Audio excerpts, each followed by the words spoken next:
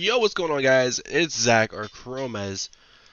I'm coming at you with a little bit of PUBG news. If you're not a very big PUBG fan, just go to the next video, do whatever you like.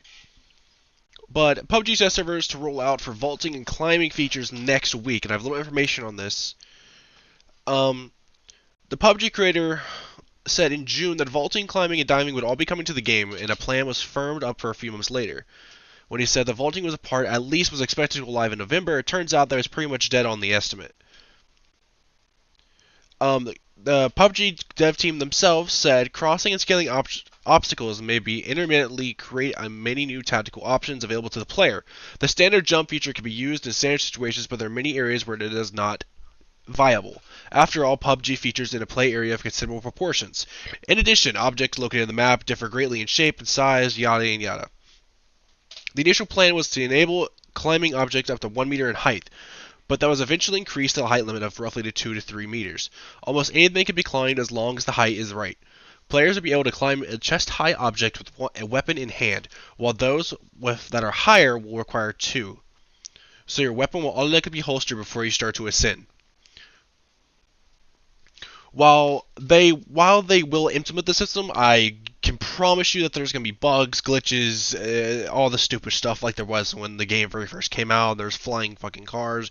You'd spawn on the starter island. You wouldn't even be in the plane.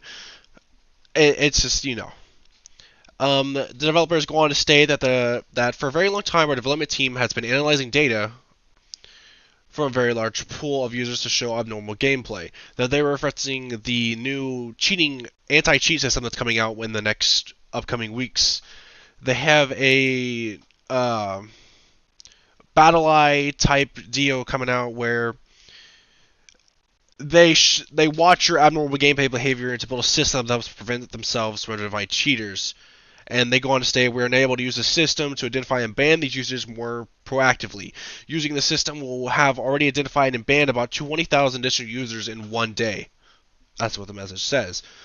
He goes on more to state that this is only a start. On top of BattleEye, we will use a monitoring system to strengthen our efforts to prevent use of cheats and impose penalties on them.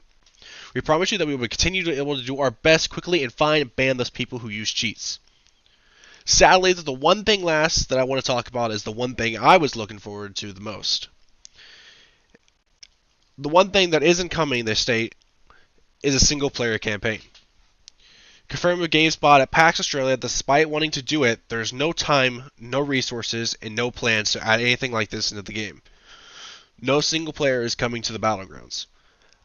Personally, I feel like this should be one of the things that they should be more included with. I feel like they should be more focusing on single player rather than vaulting and diving. Because how the game is right now, there's so many people who have mastered crouch jump that it doesn't really matter. Like I can jump off the fucking school and land in like pool just through the window. I've gotten that down. That's fine.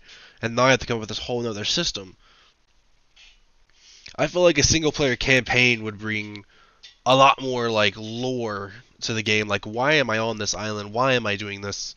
Why am I running around naked killing people with AKs and M4s and crossbows occasionally? Like stuff like that. If you think that they should have a single player campaign to PUBG, write in the comments down below, and maybe you have some additional ideas you can offer to them. Write it down below, leave a like, and subscribe. Thank you guys, it's been CSGO.